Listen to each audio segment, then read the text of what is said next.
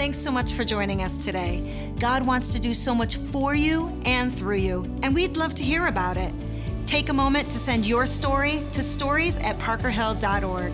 And if you'd like to partner with us financially, you can do that by going to parkerhill.org/give and choose the giving option that works best for you.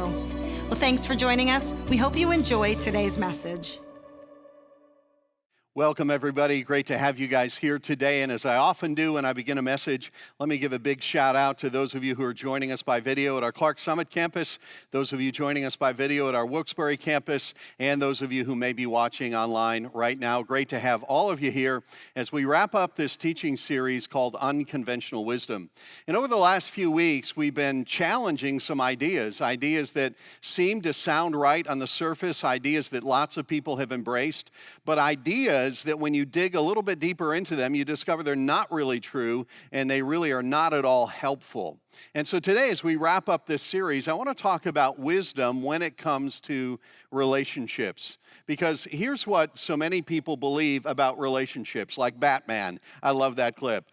Relationships are optional. Like, relationships are nice for some people. Relationships are nice if you have the time. Maybe someday I'll have some relationships, but they're not really necessary to life. And as a consequence of this growing mindset in our culture, we now live in a place and a time when people are becoming more and more disconnected, more and more isolated, more and more alone. In fact, earlier this year, there was a research study that was done by the Cigna Health Insurance Company, and they were doing some research into what's often been called the epidemic of loneliness in our culture.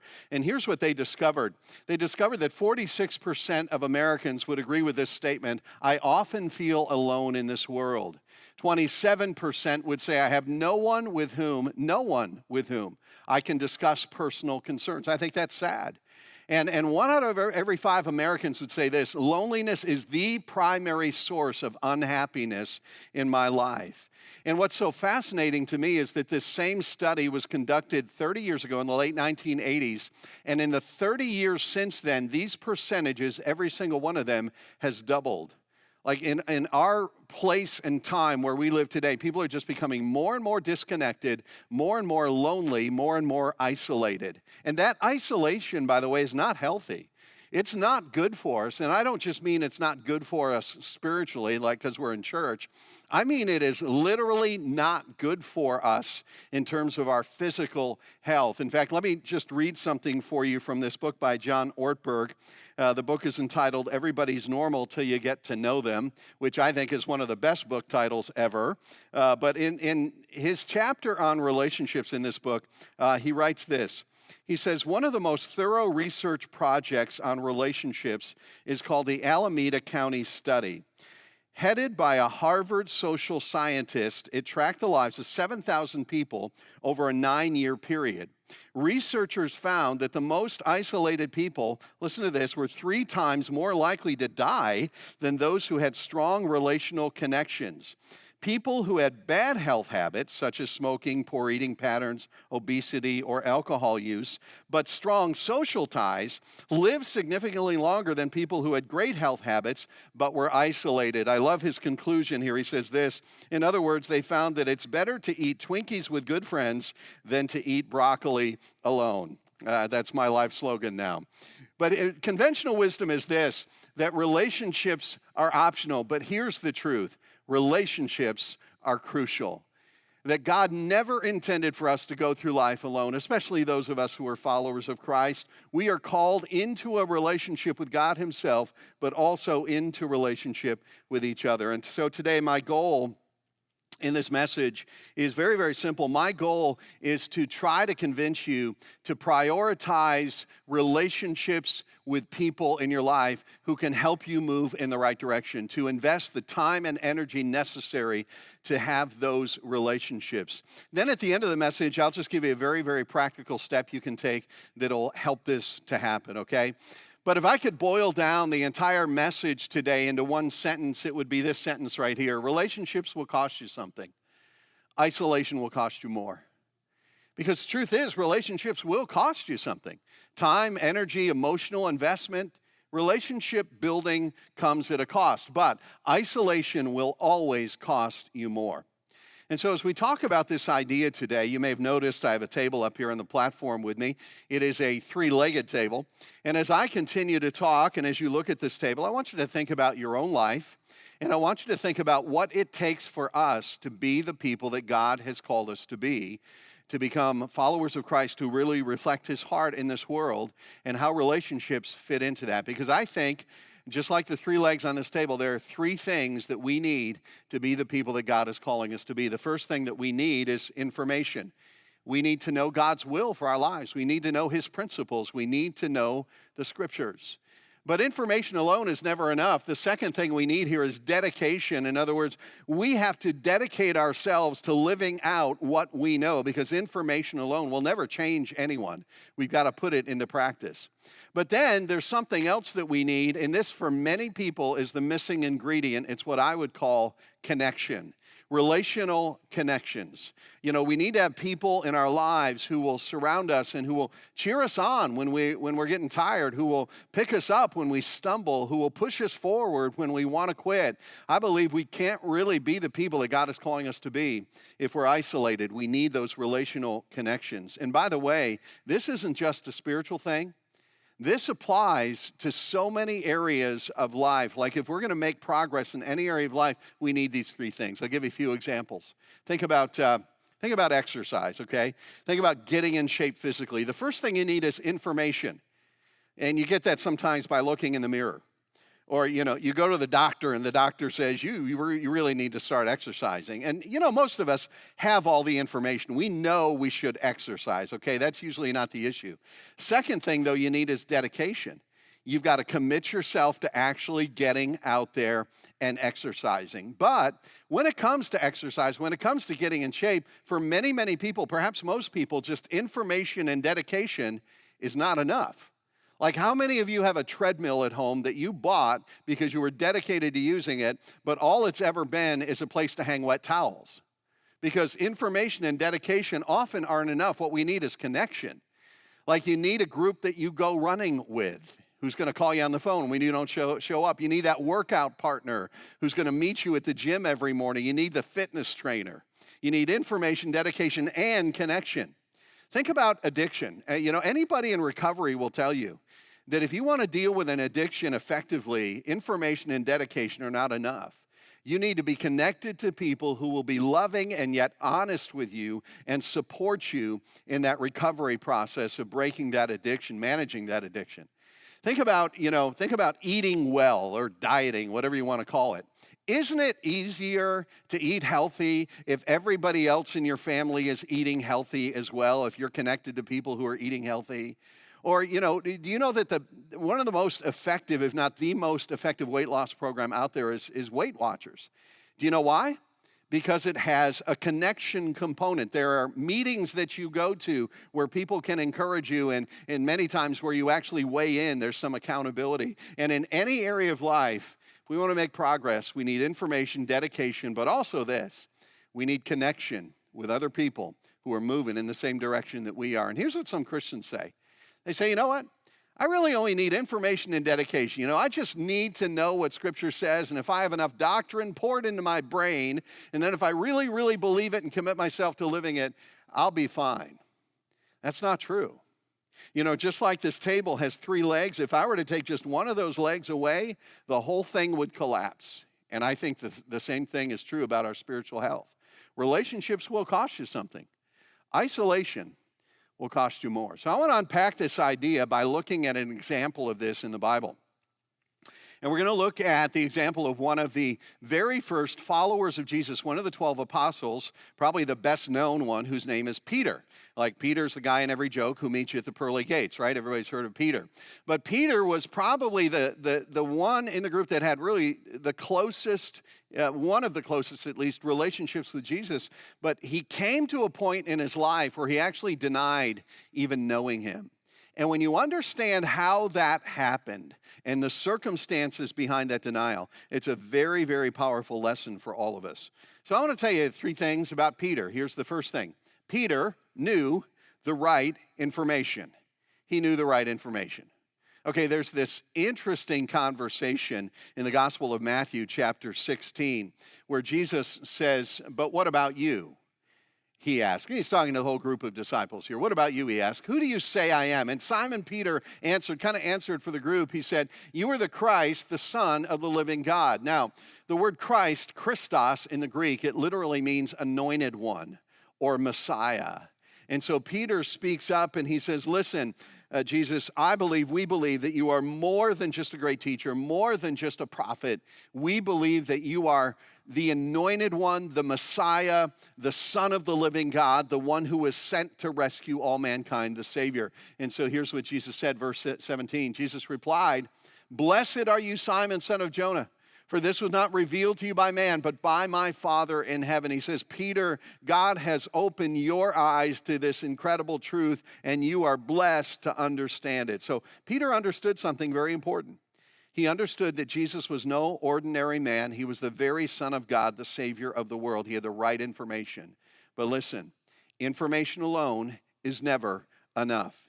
Information is important. I'm a big believer in information. I think we ought to know the scriptures. We ought to know what the Bible teaches. We ought to know that truth so that it can guide our lives. But information alone is never enough. But Peter had a second thing going for him as well. He had sincere dedication. He really did. He just had a deep sense of dedication to Christ and to the mission. On the night before Jesus was crucified, as you may know, he gathered with his closest followers in a private room. They had one last meal together. It was the Jewish Passover meal. And there was a conversation that took place in that room. And it's about 10 chapters later in Matthew chapter 26. It says, "Then Jesus told them, 'This very night you will all fall away on account of me. For it is written, I will strike the shepherd, and the sheep of the flock will be scattered. But after I have risen, I will go ahead of you into Galilee.' Peter replied, 'Even if all fall away on account of you, I never will.'" He's like, "Jesus, it doesn't surprise me that these other guys would disown you and fall away. But listen, I am not your average disciple. I will not fall away. I am all in. I am bought in. You can count on me." And here's what Jesus said. "I tell you the truth," Jesus answered, "this very night before the rooster crows, you will disown me 3 times. But Peter declared, "Even if I have to die with you, I will never disown you. Jesus, you can count on me. I will never back down. I will never give up. I am all in." Let me ask you a question. Was Peter sincere about this? He was totally sincere. He was completely dedicated. He meant every single word of what he said. But listen, having the right information and having lots of dedication, that's never enough. Good intentions are not what really matters. It's what happens with those intentions. So Peter, he was believing the right stuff. He was completely dedicated to following Christ and the mission. But here's what happened later that evening. Later that evening, Jesus, after they left the upper room, they go to this place called the Garden of Gethsemane, one of the favorite places where Jesus would like to go to contemplate and to pray. And while they're there praying, Roman soldiers come and they arrest him and take him away to be crucified. And here's what happens. Skip ahead to verse 56. "Then all the disciples deserted him and fled." The second word there is all. Do you know who that includes? All would include Peter.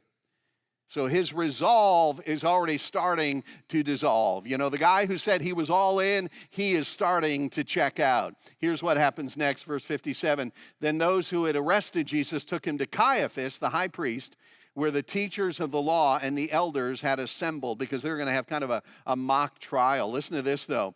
"But Peter followed him at a distance, right up to the courtyard of the high priest. He entered and sat down with the guards to see the outcome." Let me ask you a really quick question. Is this the best environment for Peter to be in this moment after the warning that Jesus had given him? No, it is not. It is not. He is separated. He is by himself. He is surrounded by the very people who within hours are going to take Jesus away to be crucified. He's with the soldiers and the guards. He's in the courtyard of the high priest. He's with the enemy, really, just sitting there. Can I tell you what I've discovered after 30 years of being a pastor? Whenever people turn their back on God, it always begins with them stepping away from the people of God. Whenever people drift from their faith, it always begins when they disconnect with the people of faith. You know, whenever somebody tells me the story of their spiritual journey and their story starts like this, you know, I was involved in church, but then I got busy and I kind of drifted away. Like whenever somebody starts their story that way, I know it's not going to end well. Like I've never heard anybody say, you know, I got busy, I drifted away from church, and you know what? Ever since then, I've been closer to God than I've ever been before, growing in my faith like crazy. That never happens. You know, when you're isolated from those that you need to be connected with, it never goes well. So Peter's isolated now from the other disciples. He stepped into this environment where he is surrounded by people who are literally the enemies of the Savior. So Peter's got all the right information. He's got deep, deep dedication. But here's what Peter doesn't have. In this moment, Peter doesn't have a relational connection with the people who will help him to be the man that he wants to be in this moment. And what is about to happen in Peter's life is what happens to any of us when we are disconnected and isolated from the people that we need to be surrounding ourselves with. Here's what happens. Now, Peter was sitting out in the courtyard, and a servant girl came to him. You also were with Jesus of Galilee, she said, but he denied it before them all. I don't know what you're talking about, he said. You know, not long before this, Peter was declaring that Jesus was the Son of the living God. Now he's afraid to admit that he even knows him. You know, hours ago, Peter said, even if I have to die with you, I'll never disown you. And now he's so scared by being confronted by a servant girl that he hides his true affiliation with Jesus. I mean, it's impossible to stand strong when you're standing alone. It really is. It's impossible to stand strong whenever you try to stand all by yourself. There was a very interesting psychological experiment that was done back in the 1920s. It was done by a psychologist named Dr. Ruth Berenda, and she put her findings into a little book called The Influence of the Group on the Judgments of Children.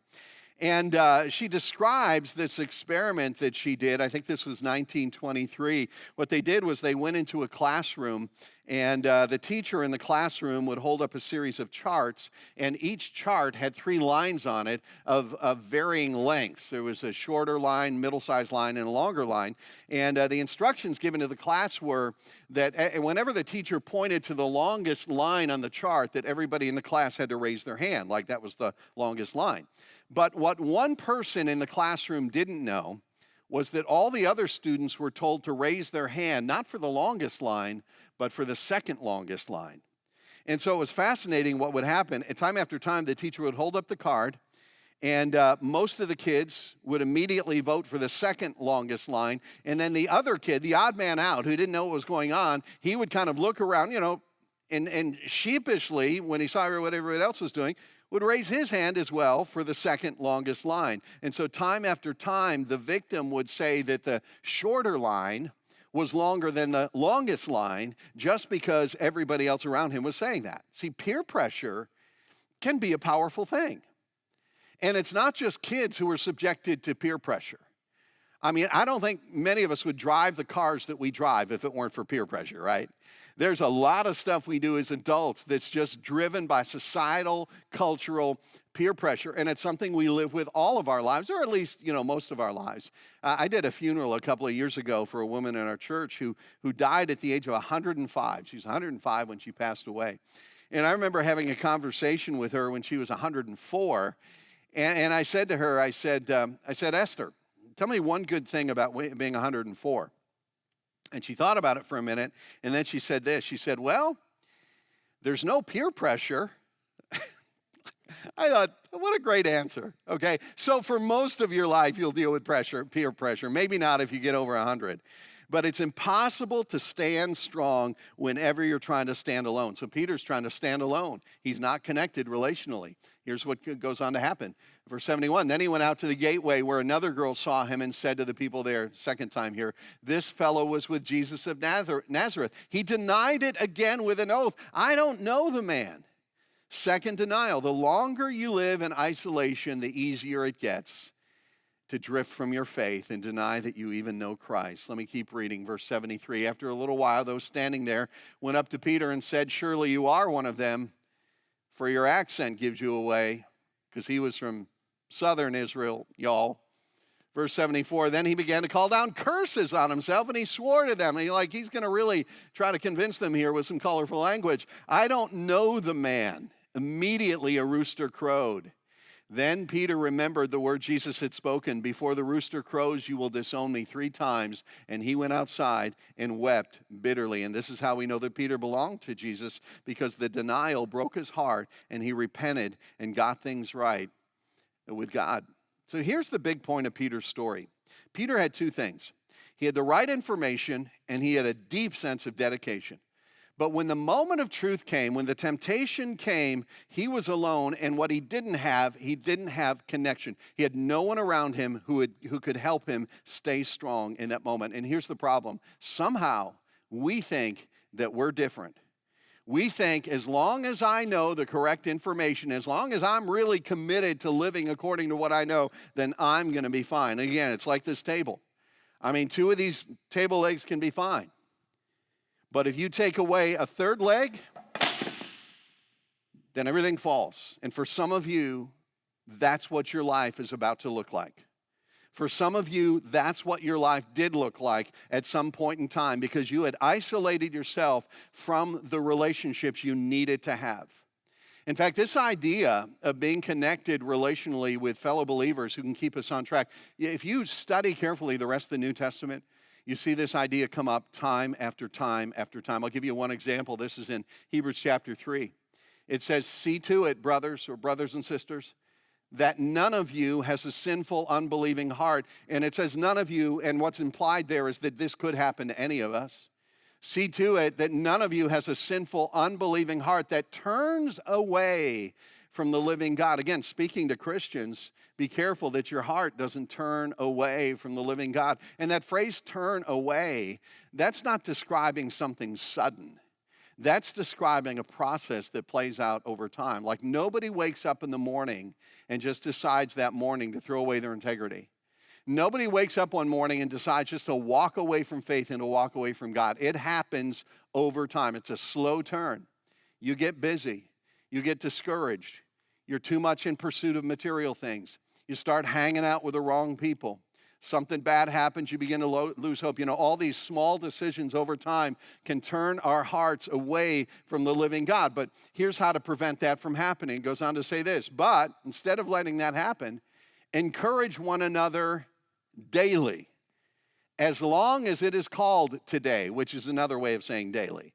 Encourage one another daily, as long as it is called today, so that none of you may be hardened. Your heart may not be hardened by sin's deceitfulness, because sin is deceitful, and we can easily be self-deceived and not know even sometimes when we're drifting. Now, here's what this seems to assume. If we're going to encourage one another daily, then we have to have relationships with people who know us well enough to talk to us honestly and to look into our lives and to know when we're starting to lose hope, starting to drift, starting to lose faith, so that they can encourage us. And I'll tell you, we live in this interesting world today where technology has made it possible for us to be, superficially connected to lots of people, but not know any of them very well, right? Our relational lives now can be a mile wide and an inch deep. You can have 400 friends on Facebook, but not have anybody in your life that you would open up your heart to.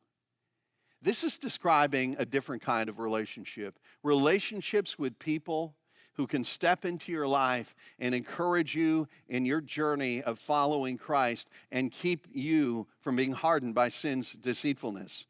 Close, authentic friendships. Let me tell you how to know if you have a friendship like that. And I've talked about this before. This is what I call the empty tank test, okay? Here's the empty tank test.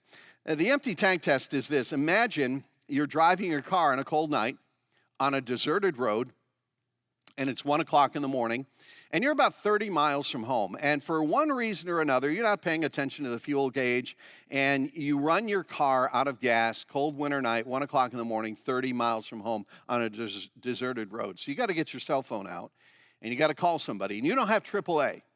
So here's the question. At 1 o'clock in the morning on a cold winter night, 30 miles from home, how many people do you have in your life that you could call and they would come and bring you some gasoline for your car? See, those are your real friends. That's the empty tank test. But see, having relationships like that, having relationships in your life that can prevent this, that doesn't happen quickly or easily. Because remember what I said at the beginning, relationships will cost you something. They will. They'll cost time and energy and emotional investment. In fact, there was an interesting study that was done earlier this year by the University of Kansas where they actually tried to quantify the cost of building deep and authentic relationships. And here's what they concluded. They concluded this. It takes about 50 hours of face-to-face, key phrase there, face-to-face socializing to go from acquaintance to casual friend, an additional 40 hours to become a real friend, and a total of 200 hours to become a close friend.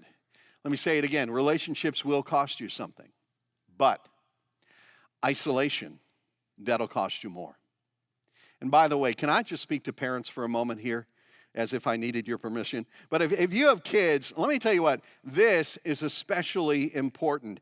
And one of the most important jobs you have as a parent is to make sure your kids, as you raise them, are surrounded by the right people, the right influences. And I love, and I say this all the time, I love this church, and one of the reasons why I love this church is because of what's happened in the hearts of my kids, because of the influence of this church.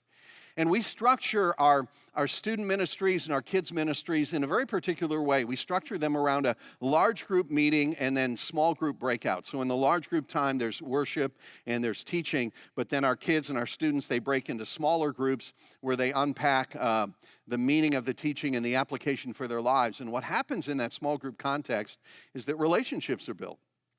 Relationships with kids who are also on this path of faith in Christ. And relationships, most importantly, I think, with a small group leader who is a mentor. And I'll tell you what, the one thing that has made the biggest difference, and I think sometimes made a bigger difference than our parenting, the one thing that's made the biggest difference in the lives of our kids is the relationships that they have built in the context of this church. If you're a parent, let me say something to you. If you make academics and athletics a higher priority than the relationships that your kids need to build inside a church context, you will live to regret it. I guarantee it. And here's what I see today, and this idea is not original with me, but so many parents today are raising kids who are experience rich and relationship poor. Experience rich and relationship poor. I mean, we sign our kids up for every activity. We run them from one thing to the next. It's almost like our 10-year-olds need an Outlook calendar on their phones to keep track of everything. But in the process of moving so fast and trying to experience so many things, what we rob them of oftentimes is relationships, and most importantly, relationships with people who are going to push them in the right direction. Relationships will cost you something, but isolation will cost you more. Now, let me tell you what our goal is for you if you call this your church. If you're part of this church, our goal isn't simply to have lots of people to show up for church on Saturday or Sunday. Our goal isn't just to fill up rows with people looking in one direction, listening to somebody talk. Our goal is to help you find relational connections with people who can help you become the person that God wants you to be and that you want to be, and to have those relationships with people who can help you stay on track spiritually. And it's so easy to come to a church like this that's big and multi-campus and multiple services and just get lost in a crowd. And we don't want that for you. We want you to actually have life-giving relationships. So I'll give you a very easy way to make that happen in your life. When you came in today, either on your chair or in the seat pocket in front of you, there was a card that looked like this. So take it out or pull it out from under you if you're sitting on it, and let me just walk you through it. On one side, there's a place just to put first and last name, phone number, and email. That's for us to follow up and answer any questions that you might have.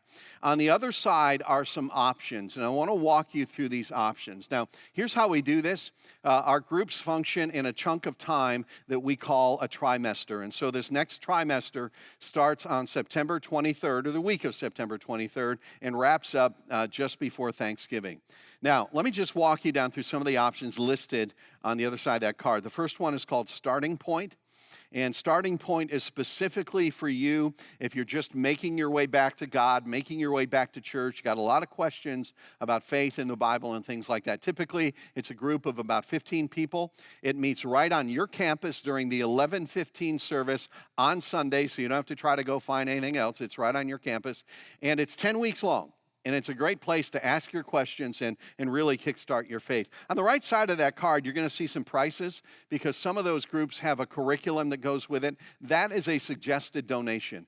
Man, if you don't have money to cover a book or something, that is not an issue. We got that covered. That just tells you what the suggested donation is for the materials that you get to keep. Second one on that list is Financial Peace University. And we all know that one of the biggest issues in marriage and one of the biggest causes for divorce in marriage is money issues. And so many people live day to day feeling the pressure of that. Financial Peace University is an incredible, incredible class. And so many people have been transformed by it. There's a cost for the curriculum there. It's a very extensive packet of stuff that you get, but we got scholarships for that. If you can't afford it, no problem. We got that covered. There's an opportunity in Dixon City, one in Wilkes-Barre as well. Also, there's also groups specifically for women and specifically for men. Those groups are each 7 weeks in length. They're going to be starting here really soon. And if you just want to connect maybe with some other men that you need to build relationships with, if you're a man, by the way, or some other women that you want to build relationships with if you're a woman, and that's the best way to help you along in your spiritual journey, take advantage of those. The bottom option is what's called a community group. And a community group just typically is a collection of people. Many of them meet in homes. But a community group isn't covering a specific class or curriculum, and it's not gender-based like men or women. Let me tell you about two specific groups, and you can write these in there below community group. One of them is called Prime Time, and that's for those who are 65 plus, if you're in or around that retirement bracket. That meets on our Dixon City campus on Tuesdays, and there's also a couple of different groups for singles. And so if you're in one of those stages of life, just write that in under community group if that's what you're interested in. But if you're just interested generally in a group, check the box that says please contact me, and we'll just talk you through where the different groups are, where they meet, who's leading them, what they're talking about, and all of that. So again, the trimester starts the week of the 23rd of September and runs till just before Thanksgiving. So take a look at that. Start thinking about that right now. And I would encourage you, start filling that out right now. Because this is not about a church program. This is about being connected relationally. So let me tell you the four most common objections when it comes to getting into a group.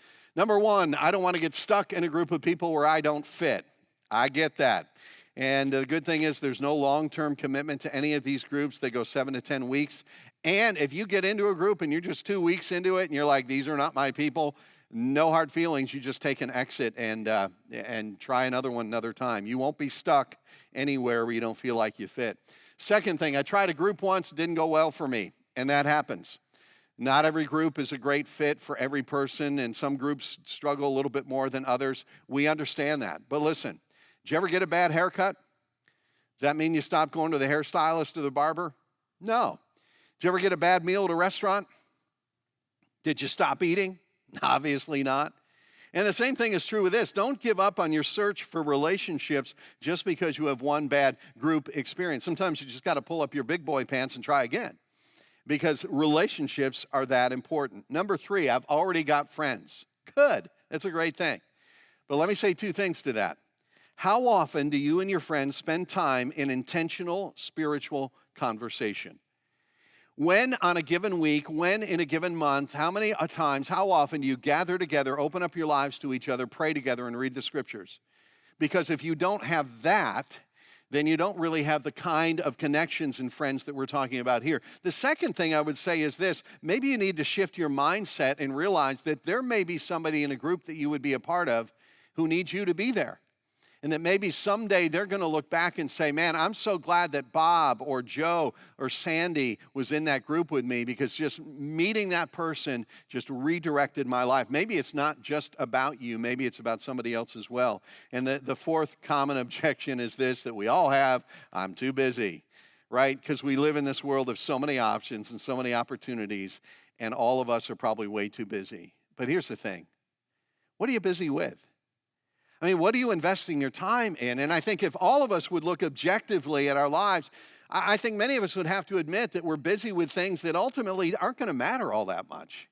Do you know what will matter in the end? Relationships.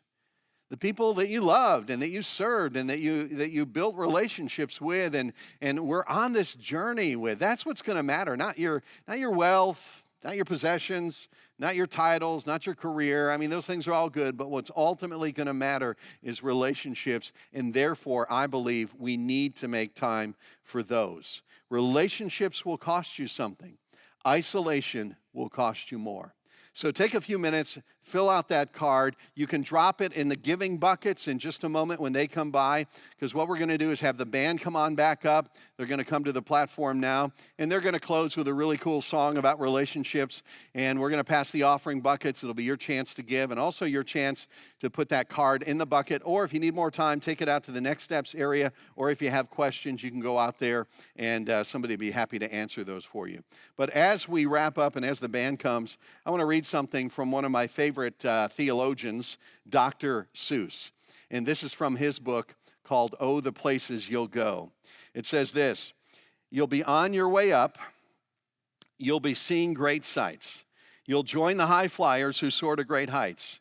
Wherever you fly, you'll be the best of the best. Wherever you go, you will top all the rest, except when you don't, because sometimes you won't. I'm sorry to say so, but sadly it's true that bang-ups and hang-ups can happen to you. You can get all hung up in a prickly perch, and your gang will fly off and leave you in the lurch. You'll come down from the lurch with an unpleasant bump, and chances are then that you'll be in a slump. And when you're in a slump, you're not in for much fun. Unslumping yourself is not easily done. Let me tell you two things I know about life. Number one, eventually you'll find yourself in a slump.